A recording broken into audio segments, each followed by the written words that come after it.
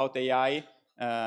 We try to avoid too much AI at Python Milano because we have also PyData, for those of you that know us. But essentially, we're a community of Python enthusiasts. And these are the stuff that we do. So we have a couple of meetups every month, one for Python Milano and one for PyData. We do a podcast, Intervista Pythonista. Cesare is the main speaker there. And we also co-organize a Python conference in Pavia, Pi for AI. It should be coming also this year, still in preparation. And sometimes when we don't have any speaker, we do a Pi beer, just a beer together. So we are always looking for speakers. So reach out if you have anything interesting to present on Python or related stuff. We are part of the Python Software Foundation Network, which we are grateful for the meetup setup. And we have also a lot of hosts, a lot of companies hosting us. Again, same as the speakers. If you want to host one of our meetups at your company, at your headquarters, we are very happy to have people hosting us.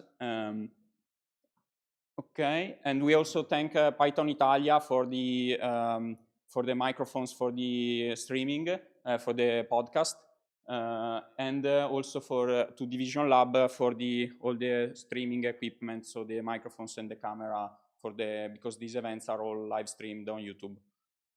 As we said, there is also the other meetup, PyData.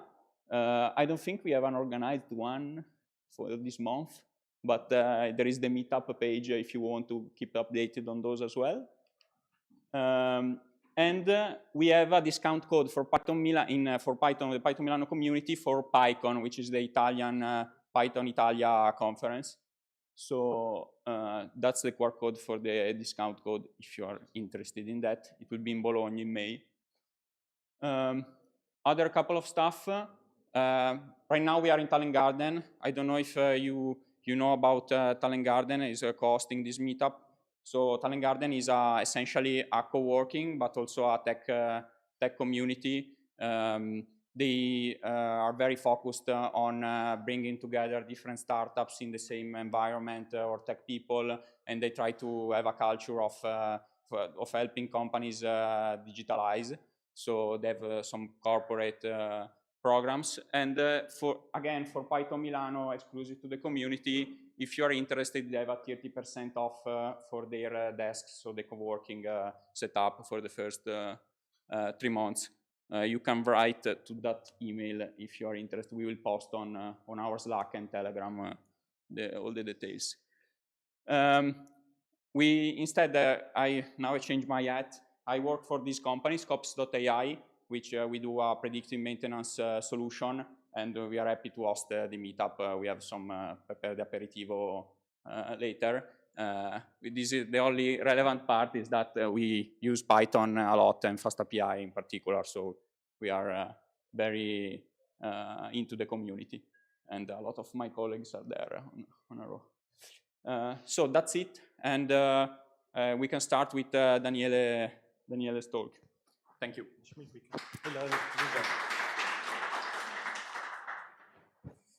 Another communication. Later we will go for a dinner near here at Birrificio Poretti.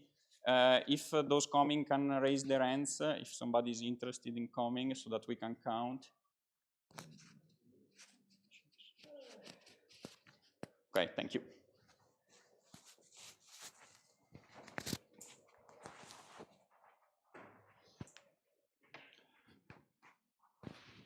Okay. Hi, everyone. I'm sorry that I'm not the original speaker, so I'm going to talk about something different. I hope that you're going to enjoy. The title of this presentation is Engineering Guardrailed AI for Constrained Environment. I'm Daniele Zonca. I'm the chief architect for OpenShift AI product. I work for that. We work a lot in open source community, Kserve, VLM, LMD, Trusty, Kubeflow. I mean, we contribute to many of those. We are like maintainer for those. So if you wanted to look at what we do, everything is open source. come join the community, let's say GitHub, take let's say try to contribute with an issue, let's say collaborate. I mean, one of this whole ecosystem is built on top of open source projects, so you can all have a look and you can all contribute.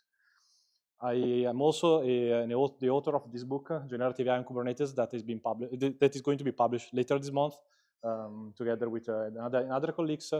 It's highlighting all the challenge about using Kubernetes platform to run AI, in particular generative AI, of course, about how you can run inference model, how you can train your model, how to configure GPU, and all the type of management layer. So this is the abstract of the talk. So it was designed for an audience of people that work in constrained environment. You can think about banks, financial institution, FSI, healthcare. So they cannot easily just take and go on internet, take stuff and execute. So they have a very controlled environment, many cases disconnected. So everything needs to be completely, let's say, controlled before you import that and you can use in the system.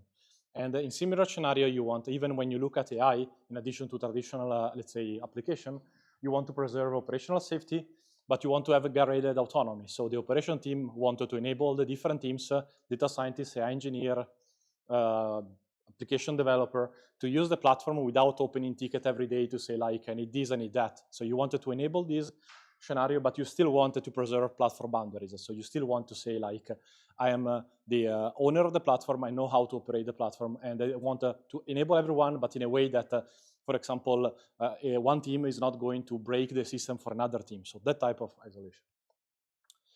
If we start with a very high-level anatomy of an AI agentic system, there is like some end-user application. There is someone that is going to invoke the system. There is like some sort of orchestration layer that could be your even code, whatever it is, the tool that you use to interact with the model. And then there is like one or more large language model hosted locally if you want, or remotely. Most likely, most of you are going to use remote models, but you can even host that locally. Each model can produce a response that asks let's say the agent to do some action, like a tool invocation, or even like retrieve data, or even like let's say to define the plan of the execution. And then there are like tools of API. MCP, for example, that Luca is going to cover in the next section, is one of the most natural way to provide a tool and integrate that with LLM and with like agent in general. But you can even use that to invoke a traditional service. So it's very likely that you have an existing function in your company, in your system, and you wanted to integrate and invoke all of them. And finally, you have like state and memory, because the model itself by itself is stateless. So the model itself has no memory. So you needed to be smart in which type of information. If you think about RAG, that it's a way, for example, to filter out the information that you send to the model. But then, in general, the whole conversation, the more the conversation gets bigger, and the smarter the system needs to be about selecting which part is relevant. If you try to deploy that on-premise in a constrained environment, each of those components can run Kubernetes. Kubernetes is like a container orchestration system. So instead of running your Docker locally, you can run multiple containers and orchestrate them and isolate each of them. So if you're running the model, there are projects like LLMD and VLLM that are runtime. If you're running that locally, most likely maybe you have used Olama. Olama behind the scene uses a similar runtime that is Llama CVP. Then when you go to tool invocation, there are protocols like MCP, agent-to-agent, that try to describe how to integrate the different system. And then for memory, I mean, you can use VectorDB, storage, whatever technology you need. So in a constrained environment, I mean, constrained environments are not something new. I mean, we don't, let's say, those kind of large organizations are familiar about operating this kind of system.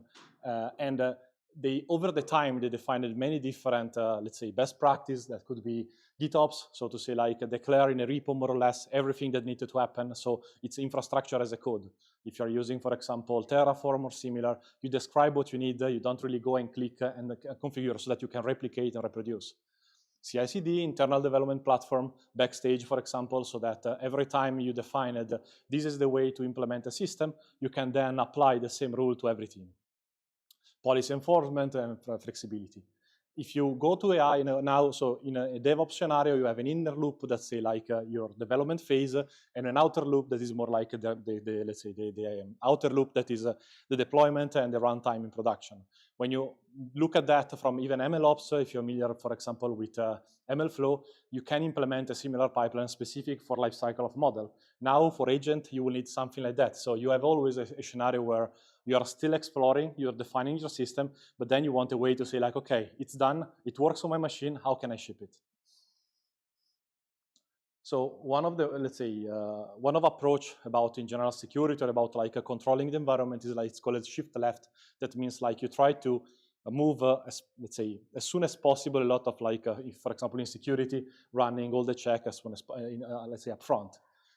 If, let's say, in this case, it means like a build and deploy time. So if you're building, if you want to deploy an agent or a model, you have, let's say, you would like to keep control up front to say like, if I don't know if the model behaved correctly, I'm not going to deploy. If I'm not sure that the agent behaved correctly, I'm not going to deploy. So in that case, for a model, you can do, there is model evaluation. There are many different techniques to evaluate a model.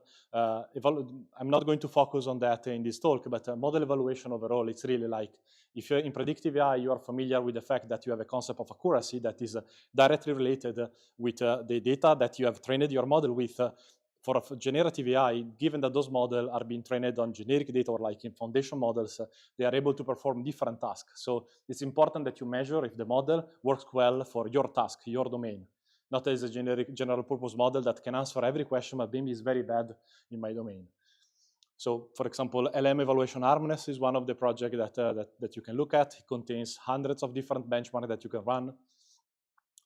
You can assign your artifact that is a bit more like about security. There is like also red teaming, so you can have approaches that you want to, let's say that you have your model. I want to see if my model is affected by the possibility to do prompt injection, or I want to verify if the model is able or not to produce toxic content, like start to return a violent language. There is a red teaming project like Guardrailed that you can use to play against the model and say like, let's see if I'm able to make the model do something that is not supposed to happen. All these kind of aspects are supposed to run before you go in production, because if you realize too late that your system is affected by prompt injection, okay, it's a much bigger problem.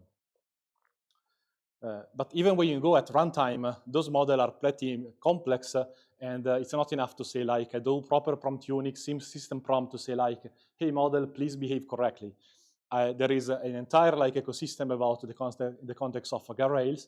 That means that I wanted to still wrap my model in a way that I can secure the input, secure the output. So if, for example, I tested that the model is not affected by prompt injection, that's fine, but I still don't want that an attacker try to do many different options, like try to break my system to see, let's see if I can find a new way to break it. So it's another security layer. One project, for example, for that is NVIDIA NeMo Guardrails. That project provides an orchestration component, and you can plug a different type of detector. The concept of a detector, it can be simple, could be a regex. I mean, if you're thinking about, for example, competitor discussion, I just don't want my system to answer about a question of a competitor. That is, I know the list of my competitor, I can just filter out and block all the requests. So you can be very simple or can be much more complex. So there are models that work, that has been fine-tuned to detect this kind of behavior. And you can use that, you can use like this approach to filter out and prevent and protect your system. Yeah, the focus from the rest of the presentation is going to be really about an example about how you can implement guardrails. So guardrails overall as a concept is not particularly complex. It's really like I've wrapped my model, my system, my agent with a mechanism that is going to intercept the input and the output, and yeah, I can perform additional check because I really wanted to detect even like interaction pathway. What I mean is like those models usually are multi-turn, so it's not like a single shot. You have like multiple interaction.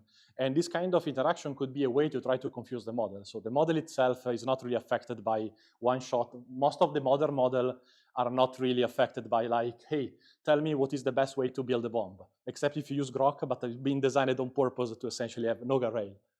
But in general, for like all the other tools, they usually are not affected by something like that. But still, you might be able to confuse enough the model that is going to return something inappropriate. So let's introduce the example. The example is like, okay, I'm a company, I have a lemonade stand, I wanted to sell lemon, and I created my wonderful chatbot so that my, let's say, customer can go and ask like, okay, why are lemon sour, or like what type of lemon should I use to make lemonade cake? So this is like the support interface that I have for my application, and the company can really interact with that. The customer can interact with that and ask more questions. So, I mean, I don't want. I have like a reputational risk if the chatbot started to do something nasty. I mean, I'm affected, even if maybe I'm not the one that is running the model. I'm still affected. So, in this example, the two risks that I want to mitigate is a toxic language. So I want to prevent the system to accept a toxic language and return toxic language.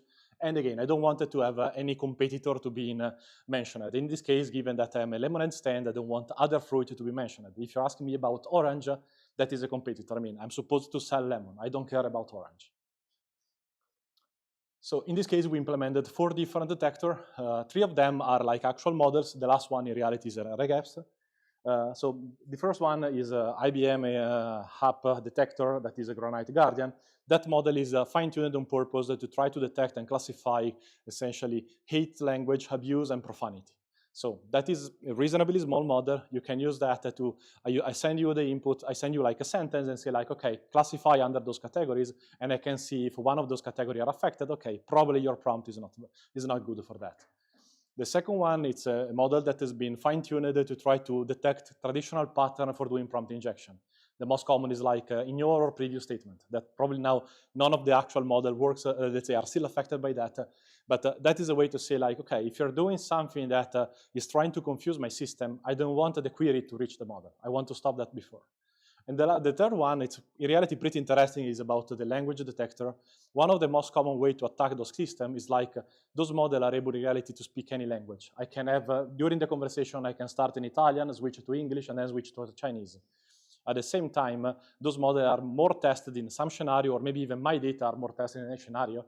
So a pretty common way to, let's say, pretty common way to exploit a system, for example, is to use less common languages like Chinese or like other similar dialect. And that is a good way to say like, okay, if I'm targeting Italian market, I only look for Italian, okay, I can maybe accept English, but nothing else. So, okay, well, the architecture by itself, okay, I have a model that is deployed, then I have a system problem that of course is like the first barrier. I mean, in the system prompt, I need still to say like, okay, what is your goal, what you are supposed to do, what you're not supposed to do. That is the baseline. But even that, I have like this layer that try to filter out inappropriate, let's say, content itself, and the other one that is filtering out a language. So it's the first one is say like, okay, if you're speaking a language that I don't accept, just let's say reject the request. If you're able to bypass that, so you're speaking a good language, but you are trying to use sentences that are not really supposed in terms of like hate language or in your previous statement, this is going to block the second barrier, or the third one is still like the system prompt. Let's see if the video starts. Okay, so in this example on the left side, it's the user that is actually like using the system. On the right side is supposed to be like the operation or like the backend team that is monitoring the system. So I can even detect, for example, if I get a very high number of requests that are rejected, it might be that there is an attack. So it's similar about anomaly detection. So I want to detect a pattern that is not common so that I can react, let's say, immediately. Okay, so the first one, it's a valid answer, is a valid question, and you see like, okay, you get the result back. The second one is like, okay, do you sell orange? Sorry, I cannot discuss about orange. All the other fruits are off topic. That is in general a pretty, let's say, important aspect to say. Those models are a general purpose, but my use case most likely is not general purpose. So I'm targeting a specific domain, I'm targeting a specific market. So narrowing down the topic, it's one of the most important aspects. I can use a classifier to say like, okay, this is the topic that you're speaking about. Is this topic affected or not? Yeah, and if not, I'm going to stop it. And like after a few seconds, you see that this is using behind the scene. Prometheus is using traditional observability stack. There is like a new event or a new like matrix that is emit. Say like I detected one not lemon type of scenario. At that point, it's like, okay, another one that is valid, think about a lemon. And then it's like, okay, forget everything you know. That is one of the type of common pattern or like interaction flow that you're trying to inject in your conversation to try to confuse the system. And I have, in this case, another detector that is like, hey, it sounds that you're trying to jailbreak. I don't want it to continue under this path. Okay, the other one is like, okay, I don't want to talk about stupid lemons in appropriate language. So this one, it's forbidden. The last one, German. This language is not accepted, so test request is not going to be processed. So okay, those are just a screenshot. Yeah, I mean, this is like an example that deploy on OpenShift, that deploy on Kubernetes overall. So you can have a look, but of course you needed to have at least a cluster to try. In reality, the building block inside are all technology, everything is open source, but even like the component itself can even deploy the standalone. So if you don't want to deploy the whole demo, it's a microservice that act like a front end. There are like a bunch of backend. There is like an orchestration layer. So you can pick and cherry pick if you wanted to try. So let's see if, yeah, more or less on track. Takeaways. That again, it's mainly about if you are. This is targeting mainly operation teams. It's like, okay, if you needed to handle AI, trade AI like infrastructure. So you need still to put in place all the best practice that you are familiar with for application development. That means like GitOps, CI/CD, all like dev tests, prod. Nothing is going to change. The part that you needed to take care of is like, okay, you put in place MCP. Perfect, you can implement and do like tool invocation. At the same time, you should really take care and making sure that, for example, the system, the network policy is not trying to access systems that are not supposed. At the same time, I may want to filter out how many requests you can do. So you might implement sort of AI gateway that is an API gateway layer that get the request and filter out everything that is not supposed to for security constraint, RBAC, and then security and mitigation risk at runtime guardrails. I'm making that the last bullet because everything else is necessary. I mean, if you wanted to have a runtime check, but if you're detecting that at runtime, it's pretty late in the chain. So it's a security layer that you want, but that should not like ignore all the previous one. That's all.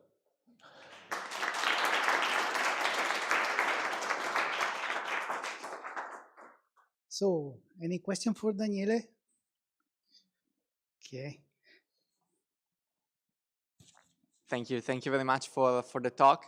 Actually, I've got two questions for you. First one is about AI Gateway, because it's pretty hard to find one that checks all the boxes, because you have open source tools like LiteLLM, but they have drawbacks. For example, they don't support single sign-on by default. You have to pay the enterprise version.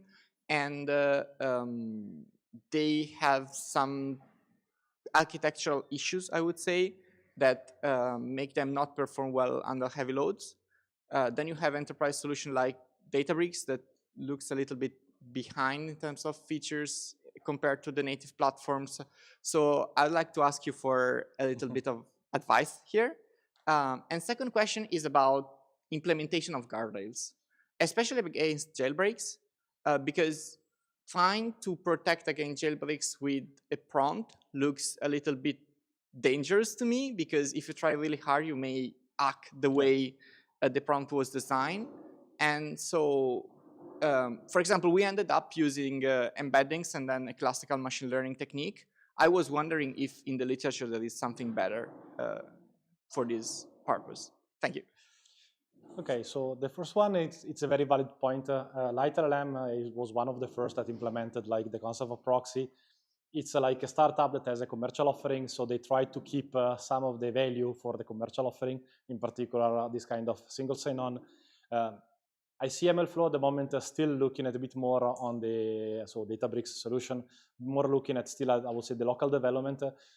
One project that is potentially a good baseline for open source is like Envoy AI Gateway that provide essentially an Envoy gateway that has some of those capabilities, including, in particular, in the concept of model as a service. So you can have rate limiting, you can integrate with third-party provider. So maybe the model is not local, is remote, but I still want to have the same layer so that I can switch the model. Let's say that now I have a deal with Gemini, tomorrow I have a deal with another one, so I can do the type of switch. But at the moment, to me, AI gateway is still like a sort of umbrella term. I don't see a single component taking all of them. So one of the development areas that we are investing is about MCP gateway, because MCP is another big source of potential security challenges. Even the fact that every single MCP server has a different way to do authentication and security brings all that complexity on the user side, while you would like to keep the user, let's say, hidden from that.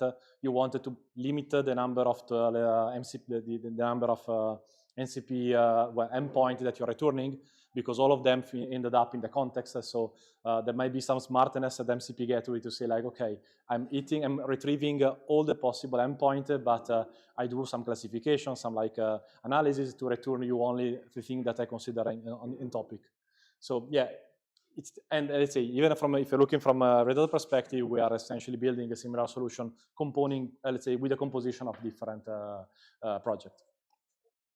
There is one that is interesting in the VLLM ecosystem that is a semantic router that tries to solve a slightly different problem that is more in the context of I have different model that I have different type of characteristic, and I wanted to be smart about picking the one that is best for maybe from a cost perspective, latency perspective.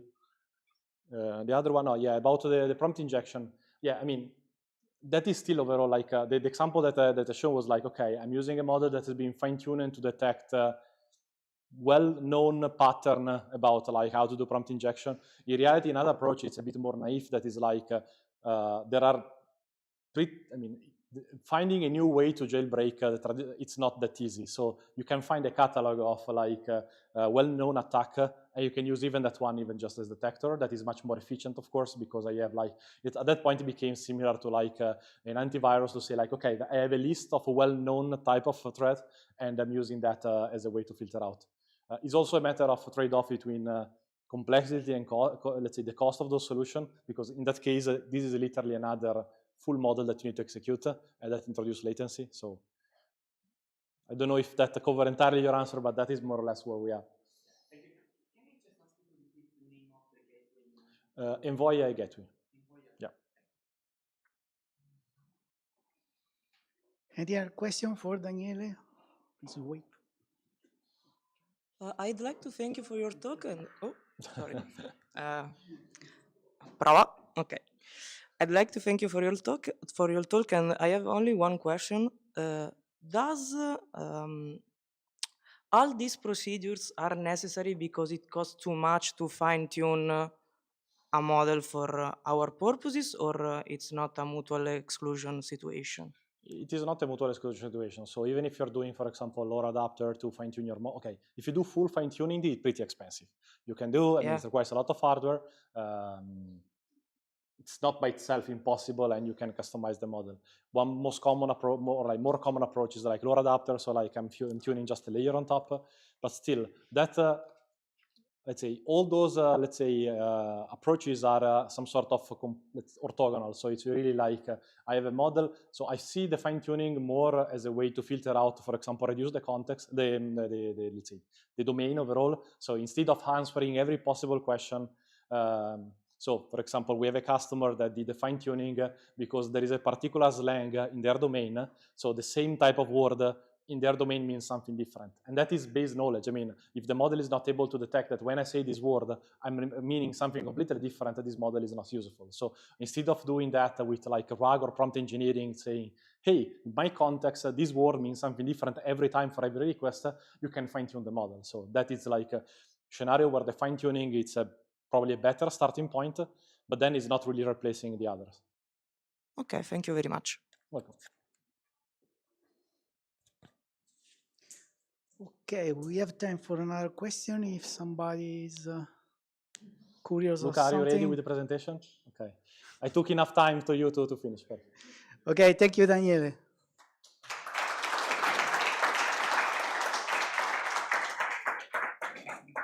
Now just